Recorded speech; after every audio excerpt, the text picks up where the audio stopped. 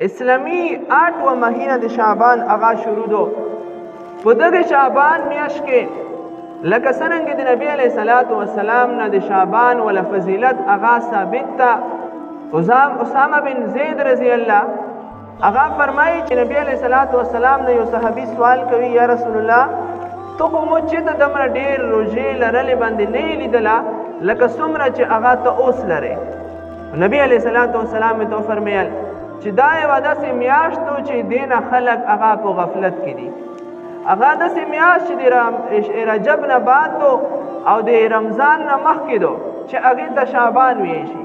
په دې کې به نبی علیه الصلاۃ والسلام روزي لرلې او بیا دغه صحابي ته فرمایي چې زکه دغه روزي لرم چې کله مو عمل نامه الله پاک ته ورسیږي نو چې زه د روزي په حالت کې وم. یعنی نبی علیه الصلاۃ والسلام د خپل ځون متعلق فرمایي یعنی هغه داسې ذات و چې د ګناه تصور هم نه کېدل. هغه فرمایي چې مو عمل نامه الله پاک ته رسیږي نو چې مو وچه خوله وي ټوله ریز مې نوره د الله پاک ته پر رلی وي نو بیا به الله پاک ته رحم ارسیدي مو په ذات په رحم کوي مو ګناهونه به ټول معاف کوي. نو دا مطلب چې د شعبان 1 شعبان 90 تر د 25-26 شعبان رسې روزي لرل د ثواب ده.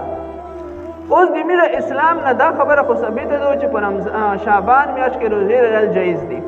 اوس دې ته داسې رنګ ورکول چې کچا په دې ورځې باندې روژه ولرله به 300 سال ثواب ده، کچا په دې ورځې ولرله به 500 سال ثواب ده. په شعبان میاشت کې د نبی علیه الصلاۃ والسلام نه په قرآن کې داسې قسم د روایات او حدیث هغه نشته.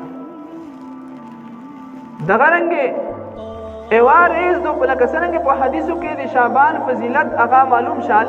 دغه رنګ بل یو روایت ته حضرت عائشہ رضی الله عنها صحیح البخاری کتاب کې موجود ده. عائشہ رضی الله فرمایي چې نبی علیه الصلاۃ والسلام چې پورا میاشت روزي لرلې هغه د رمضان ولري، خو چې په کومه میاشت کې ډېر روزي لرلې هغه د شعبان ول میاشت. نو دا مطلب چې که څوک د 1 شعبان 90 تر 25-26 پورې کومه روزه لري ټولې ثواب ټولې یو شایده.